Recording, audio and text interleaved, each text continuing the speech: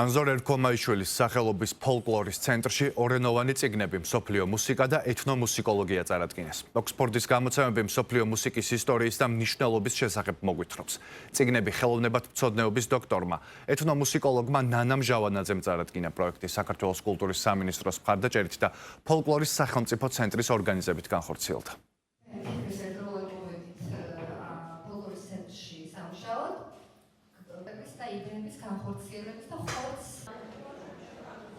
ჩვენ გვინდა რომ ამის შესახებ საბაზისო ფუნდამენტური ინფორმაცია და ცოდნა მივაწოდოთ ფართო მკითხველს, უბრალოდ მსოფლიო მუსიკით დაინტერესებულ ადამიანებს და განსაკუთრებით მსოფლიო მუსიკის შესწავლით დაინტერესებულებს, მათ შორის ქართველ სტუდენტებს.